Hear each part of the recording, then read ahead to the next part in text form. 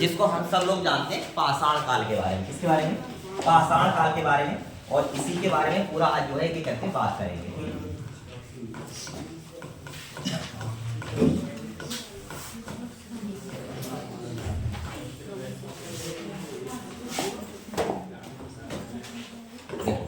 पाषाण काल की बात करें तो हम लोगों ने पहले भी बताया था, यानी प्राचीन काल में भी बताया था, अभी कुछ समय जो क्लास से निकल गई प्राचीन काल वाली उसमें बताया था कि पाषाण काल को हमने मुख्यतः जो कितने भागों में बांटा था?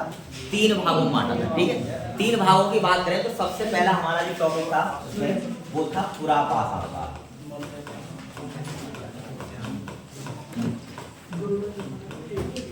दूसरा जो था हमारा वो था मध्य पाषाण काल।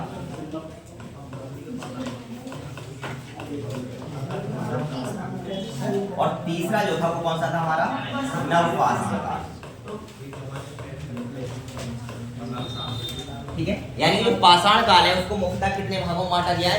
3 भागों में बांटा गया है। पहला पुरा पाषाण काल, दूसरा मध्य पाषाण काल और तीसरा नव पाषाण काल। इन 3 भागों में पाषाण काल को हमने विस्तृत किया है, या कह सकते हैं बांटा है। जिसमें सबसे अधिक जो समय रहा हमारा वो किसमें रहा? पुरा पाषाण काल में।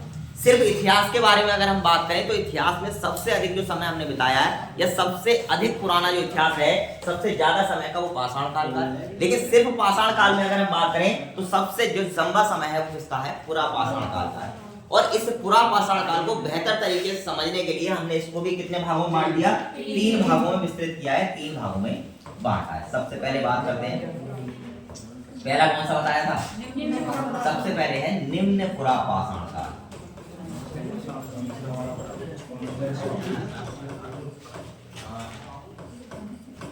दूसरा मध्य पुरा पाषाण काल।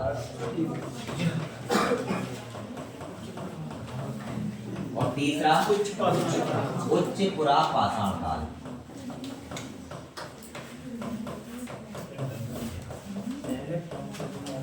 ठीक है, तो 3 हमारे पास है, यानी मुख्यतः हम लोग 3 भागों में बांटा, पुरा पाषाण काल, मध्य पाषाण काल, नव पाषाण काल।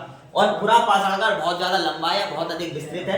इसके लिए हमने और बेहतर तरीके से समझने के लिए फिर 3 भागों में बांट दिया, निम्न पुरा पाषाण काल, मध्य पुरा पाषाण काल और उच्च पुरा पाषाण काल। ठीक है, अगर बात करते हैं सबसे पहले पुरा पाषाण काल, या कह सकते हैं जो पुरा पाषाण काल या पाषाण काल की प्रथम स्टेज।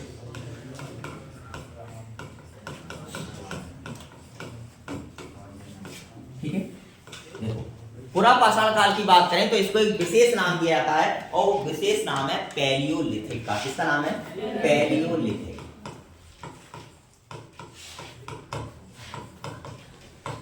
ठीक है, यानी पुरा पाषाण काल को हम दूसरे किस नाम से जान सकते हैं? पैलियोलिथिक के नाम से भी जान सकते हैं।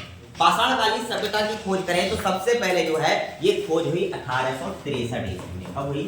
1863 ईस्वी में इस पाषाण कालीन सभ्यता की खोज की गई। ये बात जो चल रही है 1863 की, ये चल रही है भारत को लेकर के।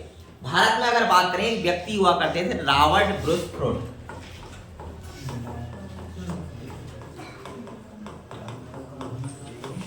ठीक है, रॉबर्ट ब्रूस फुट नामक एक व्यक्ति थे, कह सकते हैं एक अध्ययन शास्त्री थे, जो इतिहास के बारे में जानकारी रखते थे।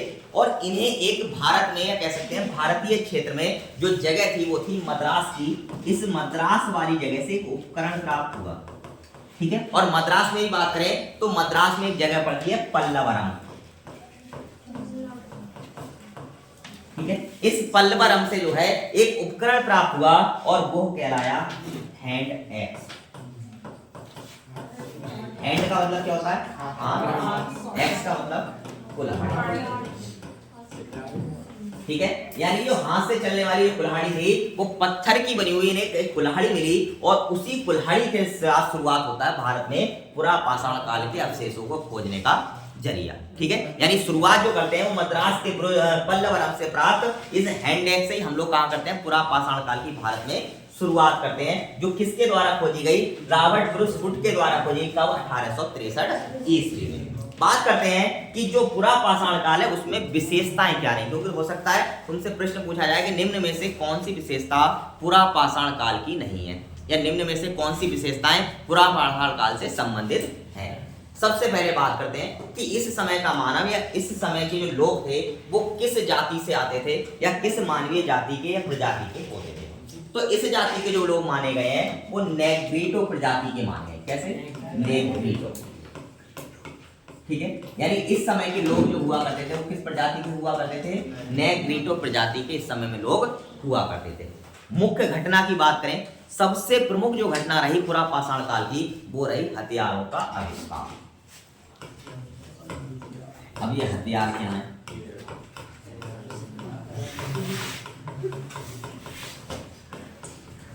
है ना, कट्टा जैसे आज के समय में है कट्टा है। हाँ। अच्छा, तो मेन चीज है, ठीक है, हाँ हालात बता दो, मान लीजिए पुलिस उठा ले जाएगी, अभी ये रिकॉर्डिंग चल रही है और ये सुनाई जाएगी, फिर वो पता चल गया तो मामला खराब हो जाएगा। चलो कोई बात नहीं। देखो, तो बात करते हैं हथियारों की। हथियार का मतलब था कि कहीं ना कहीं अब तक मानव किसी भी प्रकार के हथियारों का प्रयोग नहीं करता था, वो डायरेक्ट कैसे पकड़ करके जो जानवर को पकड़ता था, छोटे मोटों को, उसको खा लिया करता था। देखो आज के समय में हम सब लोग, बहुत सारे ऐसे लोग हैं जो नॉनवेज खाते हैं या नहीं खाते हैं, लेकिन मैं तुमसे पहले भी चर्चा किया था और आज भी चर्चा की कि भले ही आज हम खाते हो या नहीं खाते हो, ऐसा कोई व्यक्ति नहीं है जिसके पूर्वजों ने नॉनवेज ना खाया हो। क्यों?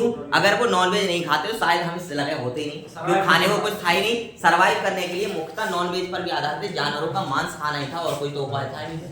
कंदमूल फल भी बाद में खोजा गया जब कंदमूल फल को खाना शुरू किया, लेकिन पहले जो है मानव जो था वो क्या कहता था? मांसाहारी था पूर्ण रूप से। इसके बाद बात करें, ये प्रमुखता जो है आखेटक पद्धति के थे। कैसे थे? आखेटक। अब ये आखेटक क्या होता है? ठीक है, यानी इस समय का मानव किस पर निर्भर था? आखेटक प्रकार का हुआ करता था, शिकारी टाइप का हुआ करता था। एक जगह रहता नहीं था, बल्कि जहां जाता था, अरे जहां पर जाता था वहीं पर क्या करता था? 3-4 लोग ग्रुप में इकट्ठे होते थे और एक जानवर का शिकार करते थे, मारते थे, खाते थे, बच जाता था वहीं छोड़ जाते थे, अगली जगह फिर गए, फिर जाकर के यही काम किया। तो किस प्रकार का होगा था? आखेटक प्रकार के इस समय का मनुष्य हुआ करता था। अग्नि से परिचित नहीं था या अग्नि का प्रयोग नहीं जानता था। पूरा पाषाण काल में, हाँ, प्रयोग नहीं जानता था। अब अंतर क्या है प्रयोग ना जानने में, परिचित ना होने में? परिचित का मतलब है कभी देखा ही नहीं तुमने किसी को, तो वो हो गया अपरिचित या उससे परिचित नहीं थे। लेकिन ये उसका प्रयोग नहीं जानते थे। देखो पहले जंगलों में आग बहुत लगा करती थी, अग्नि को जानते तो थे, लेकिन इसका प्रयोग किस तरीके से अपने लिए किया जाए इस बात की जानकारी पुरा पाषाण कालीन मानव को नहीं हुआ करती थी। ठीक है, इसके बाद बात करते हैं, ये मुख्यतः खाद्य संग्राहक हुआ करते थे। कैसे होते थे? खाद्य संग्राहक। खाद्य संग्राहक से अब खाने को तो कुछ है ही नहीं, तो संग्रहण किसका करेंगे? कंदमूल वगैरह ही। अभी कंदमूल की बात ही नहीं आई है। ठीक है, देखो शुरुआत में क्या होता था, जो मांस खाते थे तो इन्हें बड़ा शिकार करने में समस्याएं होती थी, क्योंकि औजार जो होते थे या कह सकते हैं हथियार जो होते थे बहुत ज्यादा जो है इस लायक नहीं होते थे किसी भी जानवर का शिकार कर सके।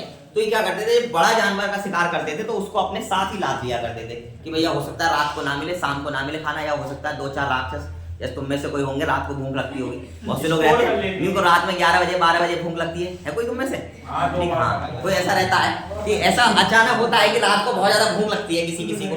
ठीक है, तो ऐसे लोग अब कहां से लाओगे रात में 12 बजे? पड़ोस वाला भी जाएगा, मैं तो नहीं आ रहा संग में शिकार करने के लिए। तो क्या होता था, वो लोग इकट्ठा करते थे, उसको संग्रहण किया करते थे और अपने साथ रखते थे। जहां भी रुके, शिकार मिल गया ताजी तो अच्छी बात है, नहीं मिला तो फिर उसी को खा लिया। इस तरीके से इनकी प्रमुख विशेषताएं ये रहा करती थी। ठीक है, चलो अगली बात करते हैं। अब इसके एक एक पार्ट की बात करते हैं, यानी पुरा पाषाण काल में सबसे पहला पार्ट कौन सा आता है हमारा?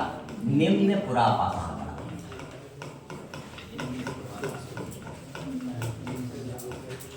ठीक है, यानी पहले भाग की बात करें अगर पुरा पाषाण काल में, तो सबसे पहले आता है निम्न पुरा पाषाण काल। देखो निम्न पुरा पाषाण काल की बात करें तो इसको मुख्यतः 2 भागों में बांटा गया। किस तरीके से बांटा जाता है ये समझ लो।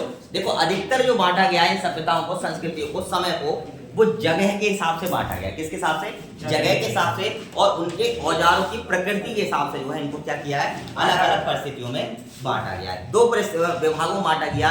एक चापर चॉपिंग संस्कृति कहलाई, ठीक है, एक क्या कहलाई? चापर चॉपिंग कहलाई, और दूसरी कहलाई हैंड।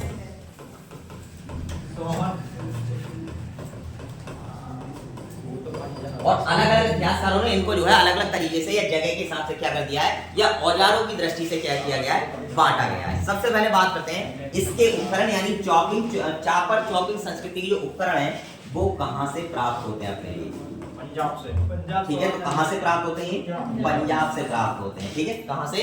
पंजाब से प्राप्त होते हैं। और पंजाब की किस नदी घाटी से प्राप्त होते हैं? सोहन नदी घाटी, यानी पंजाब में जगह है सोहन नदी, उसी की घाटी से ये हमारे लिए चापर चौकी जो संस्कृति है उसके औजार प्राप्त होते हैं। अब बताओ मेरे लिए, तुम अभी तक होशियारी दिखा रहे थे सारे के सारे, ये जगह है कहाँ पर? सोहन नदी वाली घाटी, जहाँ से चापर चौकी संस्कृति के उपकरण प्राप्त हुए हैं। पंजाब में और कहाँ है सर? ये पाकिस्तान में। मतलब ये जो होती है क्या कहते हैं, सुनो, बात करी जाए पंजाब की, तो पंजाब वाला क्षेत्र स्वतंत्रता से पूर्व पाकिस्तान और हिंदुस्तान दोनों में हुआ करता था। ठीक है, और आज भी पंजाब वाला जो क्षेत्र है वो अपने पंजाब से ज्यादा विस्तृत है पाकिस्तान में। ठीक है, और ये जो जगह प्राप्त हुई, यानी जहाँ से ये उपकरण प्राप्त हुए, तो वो आज की यानी वर्तमान समय में जगह है वो कहाँ पर पड़ती है? पाकिस्तान में पड़ती है। तो पाकिस्तान के पंजाब प्रांत से हम लोग को प्राप्त होते हैं इस चापर चापिक संस्कृति के उपकरण। इसको कहाँ से प्राप्त हुए? सोहन नदी घाटी से। कहाँ से? सोहन नदी घाटी से ये प्राप्त हुए थे। इसी कारण से इसको एक और नाम दिया गया, और वो नाम दिया गया सोहन संस्कृति का। यानी हम कह सकते हैं कि चापर चौकिंग संस्कृति को हम दूसरे किस नाम से जान सकते हैं? सोहन नदी संस्कृति से, या सोहन संस्कृति के नाम से जान सकते हैं। औजारों की या उपकरण की प्रमुख विशेषता क्या रही? तो ये जो उपकरण हुआ करते थे वो द्वि आधार के होते थे या द्वि धार वाले होते थे। कैसे होते थे? द्वि धार वाले। ठीक है, द्वि धार का मतलब क्या है? हम लोग एक चीज का इस्तेमाल करते हैं, एक चाकू का इस्तेमाल करते हैं धार के लिए, एक ब्लेड का इस्तेमाल करते हैं। ऐसी बातें रहती। जो नॉर्मल चाकू की बात करें तो चाकू की धार कितनी तरफ से होती है? ब्लेड की धार। ठीक है, तो नॉर्मल जो ब्लेड आता है उसकी धार किस तरह होती है? दो धार की होती है। इसलिए वो कैसा होता है? द्विधारी से। कौन सा? शीला। आजकल अत्याधुनिक तरीके की भी आने लगे हैं, उसी से काटने का भी उपयोग कर लेता है।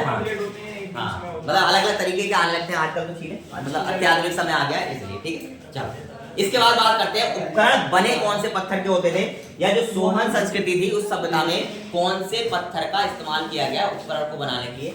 एक पत्थर इस्तेमाल किया जाता था, या उस समय ज्यादा होता था, क्वार्टजाइट पत्थर। ठीक है, कौन सा पत्थर? क्वार्टजाइट पत्थर का इस समय क्या किया है? सबसे ज्यादा उपयोग किया गया है। सबसे जो उपकरण प्राप्त होते हैं वो कौन से पत्थर के होते हैं? क्वार्टजाइट पत्थर के प्राप्त होते हैं। बात ये आती है, कभी भी प्रश्न पूछ लिया जाता है कि इस सभ्यता का या सोहन संस्कृति का, चापर चौकिंग संस्कृति जो है, इसका उत्खनन कार्य किसने किया, या इसके जो उपकरण थे उनके बारे में ज्यादा परिचय हमारे तक किसने पहुंचाया? तो एक व्यक्ति है D.N. बाडिया। कौन है? D.N. बाडिया। इन D.N. बाडिया ने सबसे पहले इस संस्कृति को हमारे तक उजागर करके पहुंचाने का काम किया। तो कह सकते हैं इसके उत्खनन करता कौन है? D.N. ठीक है, कौन है? D.N. बाडिया इसके क्या माने गए? उत्खनन करता माने गए।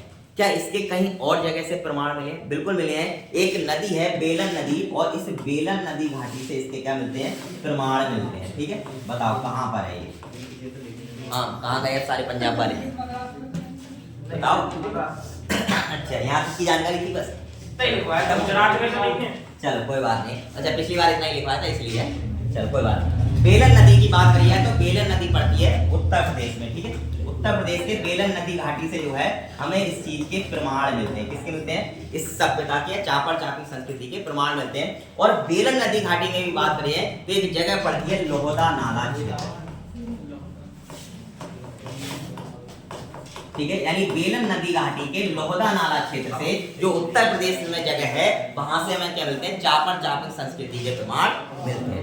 विशेष तौर पर अगर हम बात करें लोहदा नाला से हमें प्राप्त क्या होता है, तो यहाँ से अस्थि निर्मित एक मूर्ति प्राप्त होती है।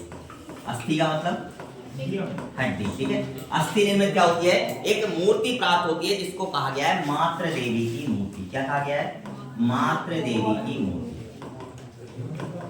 ठीक है, तो प्रश्न सबसे ज्यादा ये पूछा गया है कि अस्थि निर्मित मूर्ति प्राचीन पुरा पाषाण काल की कहां से प्राप्त होती है? तो कहां से प्राप्त होती है? लोहदा नाला नामक जगह से, जो उत्तर प्रदेश की बेलन नदी घाटी में पड़ती है। वहां से हमें जो है अस्थि निर्मित मूर्ति प्राप्त होती है। कहां पर रखी हुई है आज समय में? तो कौशाम्बी संग्रहालय में।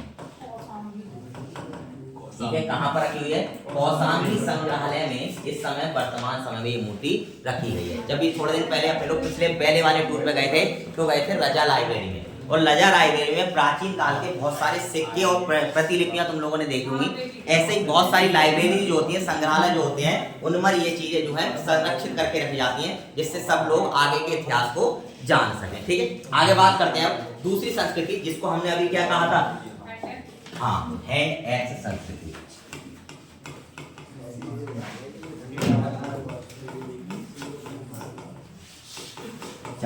हैंडेक्स संस्कृति की बात करते हैं। इसके उपकरण हमें सबसे पहले कहां से प्राप्त हुए? हैंडेक्स कहां से प्राप्त हुआ था?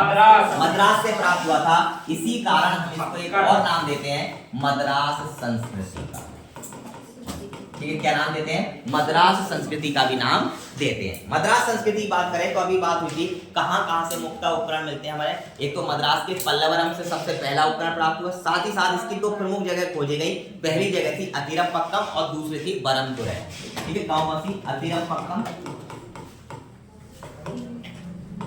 ठीक है, और बरमदुरै। इन दो जगहों से क्या होता है, हमें इस शैली के या कह सकते हैं इस संस्कृति के उपकरण प्राप्त होते हैं। क्या क्या प्राप्त हुआ है? एक क्लीवर, स्क्रैपर जैसे उपकरण हमें प्राप्त होते हैं। ठीक है, चाकू नुमा है ये, क्लीवर और स्क्रैपर्स। ठीक है, ये दो प्रकार के उपकरण हमारी मद्रास संस्कृति, हैंडेक्स संस्कृति से प्राप्त होते हैं। क्या विशेषताएं हैं? दोनों की विशेषताएं बात करें तो ये अंडाकार होते हैं और नुकीले होते हैं। कैसे होते हैं? अंडाकार और नुकीले। जैसे अगर बात की जाए तो कुछ इस तरीके के उपकरण जो है वो हमारे लिए देखने को मिलते हैं, या कह सकते हैं जैसे भाला टाइप का नहीं होता, तो उस प्रकार के उपकरण देखने को हमारे लिए, पत्थर के बने हुए उपकरण जो है वो देखने को मिलते हैं। अगर बात करी जाए यहाँ से कुछ विशेष चीजें मिली हैं, तो एक जगह बता दो, यहाँ से घोड़े और जो नीलगाय होती है उसके जबड़े के अवशेष मिले हैं, उसकी हड्डियों के अवशेष मिले हैं इस हैंडेक्स परंपरा से, इस हैंडेक्स संस्कृति से। सबसे प्रमुख जगह या प्रमुख अवशेष की बात करें तो ये प्राप्त होता है कर्नाटक के इसमपुर से। कहां से? कर्नाटक के इसमपुर से जो है हमारे लिए सबसे पहले या इस तरीके के उपकरण जो है वो प्राप्त हुए हैं। और इसी कारण इसमपुर को एक विशेष काम के लिए सौंपा गया, एक विशेष जो है दर्जा दिया गया, वो दिया गया है उपकरणों के कारखाने का। किस समय का? अरे किस समय का कारखाना है उपकरणों का? पुरापाषाण काल का। ठीक है, पुरापाषाण काल में हैंडेक्स या मद्रास संस्कृति के उपकरणों का क्या माना गया? ये कारखाना माना गया है। कौन? इसमपुर, जो कहां पर पड़ता है? कर्नाटक। ठीक है, तो कर्नाटक के इसमपुर को क्या माना गया है? उपकरणों का कारखाना माना गया है, घोषित किया गया। ठीक है, ये बातें थी हमारी निम्न पुरापाषाण काल की। बात करते हैं मध्य पुरापाषाण काल की।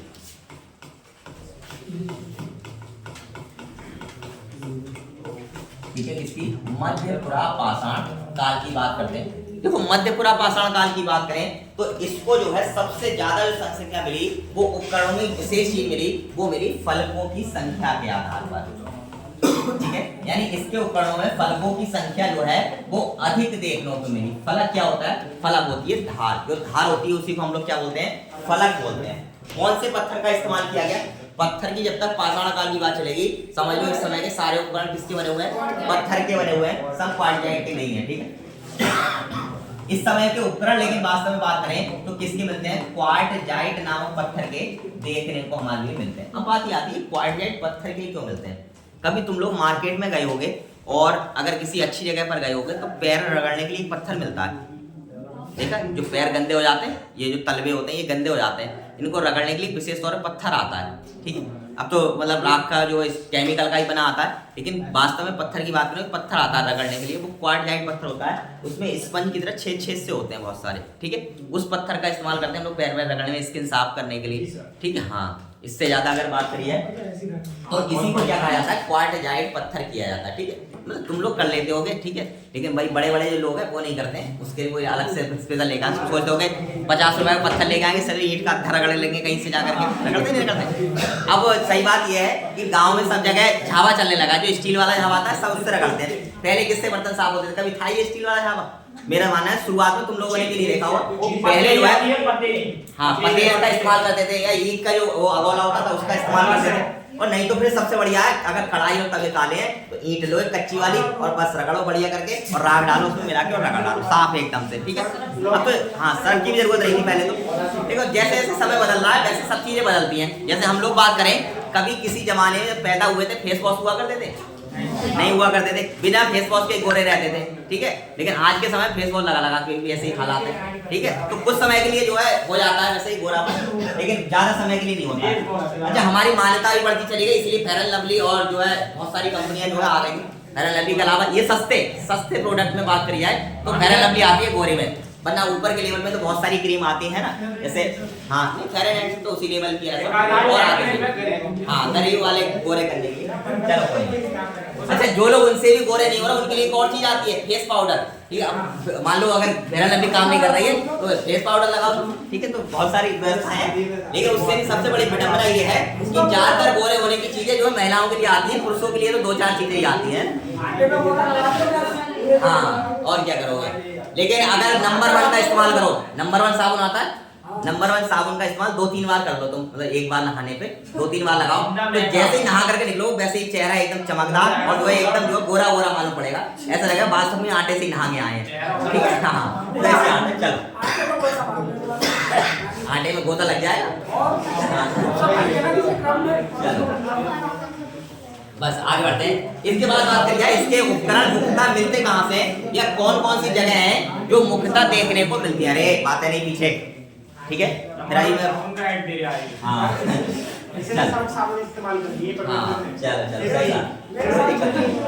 कर लेने दो उसको, आगे बढ़ते हैं।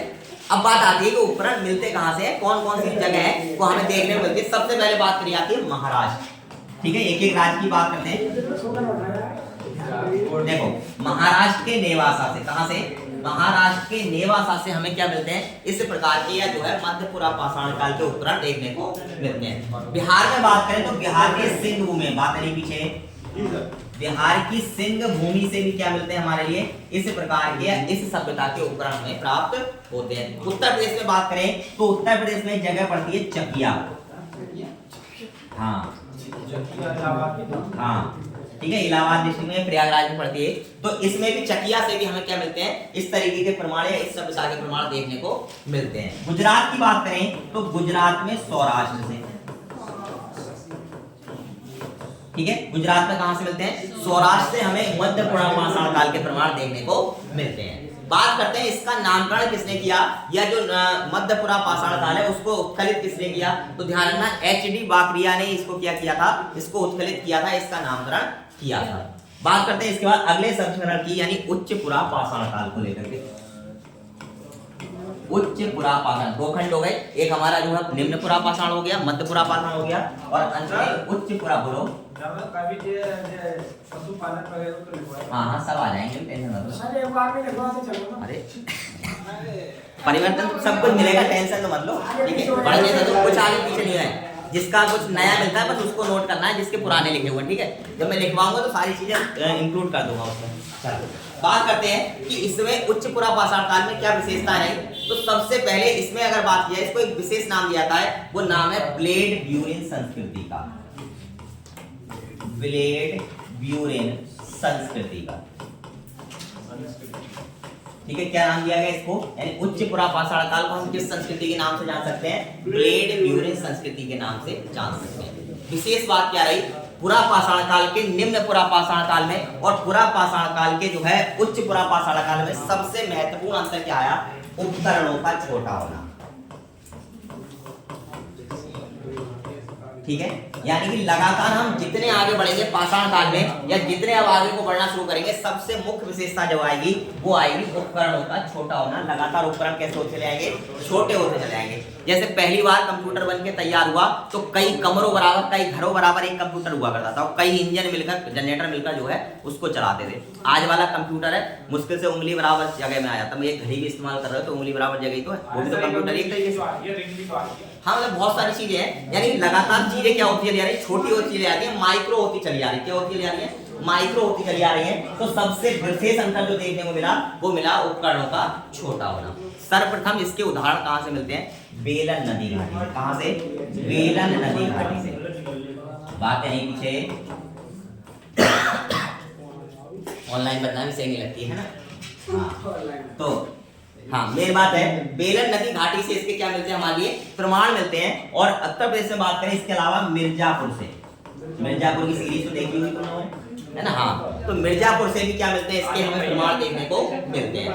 विशेषता क्या है, इस समय ज्यादातर जो उपकरण थे या औजार थे वो हड्डियों के बनाए जाने लगे। किसके बनाए जाने लगे, हड्डी, या कह सकते हैं हड्डी निर्मित उपकरण भी इस समय क्या होने लगे थे, हमको प्राप्त होने लगे थे या मिलने लगे थे हड्डी से बने हुए प्रयोग। क्या विशेषताएं रही उच्च पुरा पाषाण काल की। सबसे पहली बात, उच्च पुरा पाषाण काल में चकमक पत्थर का प्रयोग।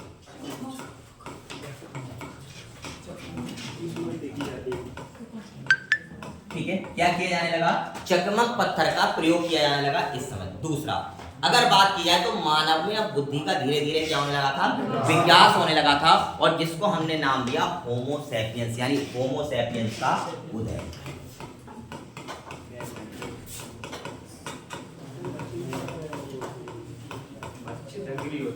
ठीक है, क्या नाम दिया गया इसको, दूसरी विशेषता क्या रही, इस समय प्रज्ञ मानव, इसको क्या नाम देते हैं हम लोग, प्रज्ञ मानव। प्रज्ञ का मतलब है कि जो बुद्धिमान मानव, ठीक है, प्रज्ञ मानव का उदय कह सकते हैं, या होमो सैपियंस का क्या हो गया इस समय में उदय होने लगा। लोगों को क्या होने लगी, धीरे धीरे बुद्धि आने लगी। दूसरी बात करते हैं, गुफा चित्रकारी का विकास हुआ। गुफा चित्रकारी, गुफा का मतलब पहले लोग गुफा में रहते थे, अभी रहना शुरू नहीं करा है, लेकिन चित्रकारी करना शुरू कर दिया, तो इस समय में क्या मिलती है हमारे लिए, गुफा चित्रकारी के प्रमाण भी मिलते हैं। दूसरी बात, इस समय में यानी जो है पुरा पाषाण काल है, पुरा पाषाण काल के उच्च पुरा पाषाण काल में हमें शुतुरमुर्ग के अंडे के प्रमाण मिलते हैं। ठीक है, क्या मिले, शुतुरमुर्ग के अंडे के प्रमाण मिले। साथ ही साथ बात करें बेलन नदी घाटी से कहीं कहीं, बेलन नदी घाटी से कहीं कहीं हमारे लिए पशुपालन के भी साक्ष्य प्राप्त होने शुरू हो गए। ठीक है, भारत में बात करें तो भारत में इस समय का सबसे प्रमुख जो प्रमाण माना जाता है वो होता है चूल्हे के अवशेष। ठीक है, कहीं कहीं से चूल्हे के अवशेष भी हमें इस समय में क्या होते हैं, प्राप्त होते हैं। किस समय के लिए, उच्च पुरा पाषाण काल। उच्च पुरा पाषाण काल की बात करें तो वास्तव में ये विशेषताएं मध्य पुरा पाषाण काल में आती हैं, लेकिन कहीं ये संस्कृति जल्दी डेवलप हो गई तो वहां पर प्रमाण इसी डेट में हमें मिल गए, और कहीं ये लेट संस्कृति पैदा हुई या कह सकते हैं लेट डेवलप हुई तो वहां पर प्रमाण हमें बाद में मिले। यानी बात कर सकते हैं जब उच्च पुरा पाषाण खत्म हो रहा था और मध्य पाषाण काल शुरू हो रहा था, ये कंडीशन है उस समय की। ठीक है, दोनों के मध्य की कंडीशन है, लेकिन इसको कहीं कहीं किसी इतिहासकार ने जो है उच्च पुरा पाषाण काल में सबमिट किया है, और कहीं कहीं किसी इतिहासकार ने जो मध्य पाषाण काल है उसमें सबमिट किया है। यानी एक युग खत्म हो रहा है और दूसरा युग शुरू हो रहा है, उसके मध्य की कंडीशन हम लोग को देखने को मिलती है। ये तीन भाग थे हमारे, कौन कौन से, मध्य पुरा पाषाण, उच्च पुरा पाषाण काल के। ठीक है, शुरू से एक बार दोबारा से रिपीट कर लो। पाषाण काल को कितने भागों में बांटा गया, तीन भागों में। पहला पुरा पाषाण काल, मध्य पाषाण काल और उसके बाद नव पाषाण काल। पुरा पाषाण काल को कितने भागों में बांटा, निम्न पुरा पाषाण काल में, मध्य पुरा पाषाण काल में और उच्च पुरा पाषाण काल में। शुरुआत करते हैं हम लोग, देखो दोबारा से, पुरा पाषाण काल की, जिसको हमने क्या नाम दिया, पेलियोलिथिक का नाम दिया। इसकी सर्वप्रथम अगर खोज की बात करें तो कब हुई, 1863 में। किसके द्वारा, रॉबर्ट ब्रूस के द्वारा, जिन्हें मद्रास के पल्लरम से क्या मिला, हैंडेक्स मिली, यानी हाथ की कुल्हाड़ी मिली, और यहीं से भारत में इतिहास का क्या हुआ, पुरा पाषाण काल का उदय हुआ। इस समय के लोग किस जाति के थे, नेग्रिटो जाति के हुआ करते थे, और सबसे प्रमुख आविष्कार क्या रहा, हथियारों का आविष्कार। मनुष्य की प्रकृति कैसी थी, मनुष्य आखेटक प्रकार का था, आग का प्रयोग करना नहीं जानता था, परिचित था यानी देख चुका था आग को, लेकिन उसका प्रयोग कैसे किया जाएगा इस बात को नहीं जानता था। साथ ही साथ कैसा हुआ करता था, खाद्य संग्राहक होता था। कैसा होता था, खाद्य संग्राहक होता था। ठीक है, निम्न पुरा पाषाण काल की बात करें तो निम्न पुरा पाषाण काल को कितने भागों में बांटा, दो भागों में बांटा, एक चापर चापिंग संस्कृति के रूप में और एक हैंड एक्स संस्कृति के रूप में बांटा था। चापर चापिंग की बात करें तो इसके उपकरण हमें कहाँ मिलते हैं, पंजाब के सोहन नदी घाटी से प्राप्त होते हैं। इसी आधार पर इसको एक और नाम दिया गया, सोहन संस्कृति का। प्रमुख विशेषता इस समय के औजार की, दुई धार वाले इस समय औजार हुआ करते थे, जैसे चाकू और ब्लेड प्रकार के। ठीक है, किस पत्थर के बना हुआ करते थे, तो सारे के सारे क्वार्टजाइट पत्थर के निर्मित मिलते हैं। इसके उत्खननकर्ता कौन है, डी.एन. बाडिया को इसका उत्खननकर्ता माना गया है। दूसरा कहां से मिलता है, बेलन नदी घाटी जो उत्तर प्रदेश में है, इसके लोहदा नाला क्षेत्र से हमें एक अस्थि निर्मित मूर्ति मिलती है, जिसको हमने क्या नाम दिया है, मातृ देवी की मूर्ति, जो आज के समय में कहां रखी हुई है, कौशाम्बी संग्रहालय में रखी हुई है। इसके बाद बात करते हैं दूसरी संस्कृति यानी हैंडेक्स संस्कृति की। इसको क्या नाम दिया गया है, मद्रास संस्कृति का नाम दिया गया है, क्योंकि इसके उपकरण सबसे पहले कहां से मिले, मद्रास से मिले। मद्रास में कहां पर, अतिरम पक्कम से हमें प्राप्त होते हैं। कौन कौन से क्लीपर और स्कैपर्स टाइप के प्राप्त होते हैं, जो अंडाकार और कैसे होते थे, नुकीले हुआ करते थे। साथ ही साथ इसमें एक जगह यानी कर्नाटक के ईसमपुर में बहुत सारे उपकरण प्राप्त हुए हैं, इसीलिए हमने इसको क्या नाम दिया है, ईसमपुर को हमने क्या नाम दिया, उपकरणों का कारखाना कहा है। ठीक है, आगे बात करते हैं मध्य पुरा पाषाण काल की। तो मध्य पुरा पाषाण काल में सर्वप्रथम प्रमुख विशेषता जो रही वो रही फलकों की संख्या का अधिक होना।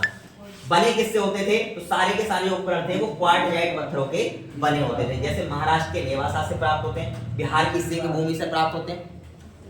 ठीक है, घर पे दे दूंगा चलो। ठीक है, बिहार के सिंह भूमि से प्राप्त होते हैं, उत्तर प्रदेश के चकिया से प्राप्त होते हैं और गुजरात के सौराष्ट्र से प्राप्त होते हैं। ठीक है, तो इन प्रमुख जगहों से हमें मध्य पुरा पाषाण काल के उपकरण देखने को मिलते हैं। बात करते हैं उच्च पुरा पाषाण काल की। तो हमें इसको किस नाम से भी जानते हैं, ब्लेड यूनिट संस्कृति के नाम से भी जाना जाता है। अगर बात करें प्रमुख विशेषता क्या रही, तो उपकरणों का छोटा होना इस समय क्या रही, प्रमुख विशेषता रही। कहां से मिले, तो उत्तर प्रदेश के मिर्जापुर में बेलन नदी घाटी से हमें इस समय के उपकरण प्राप्त होते हैं, जो किसके बने हुआ करते थे, हड्डी से निर्मित हुआ करते थे, हड्डियों के बने हुए हुआ करते थे। क्या विशेषताएं रही इस समय की, एक तो मानव ने चकमक पत्थर का प्रयोग करना शुरू कर दिया था। दूसरा, इस समय ज्ञानी मानव या प्रज्ञ मानव का उदय हुआ, जिसको हमने किस नाम से जाना है, होमो सैपियंस के नाम से जाना है। किस चीज का विकास हुआ, गुफा चित्रकारी का विकास हुआ। शुतुरमुर्ग के अंडे के प्रमाण भी इस समय सबसे पहले मिलते हैं। साथ ही साथ चूल्हे के अवशेष मिलते हैं, जो कहां से प्राप्त हुए हैं, बेलन नदी घाटी से हमको प्राप्त होते हैं। ठीक है, ये बात थी हमारे कौन से काल की, पुरा पाषाण काल की। कौन से काल की, पुरा पाषाण काल की। ठीक है, अब इसको नोट कर लो, फिर आगे की बात आगे भी देख लेना। पानी ला दूं? चलो, पानी ला दूं? पानी नहीं पानी मतलब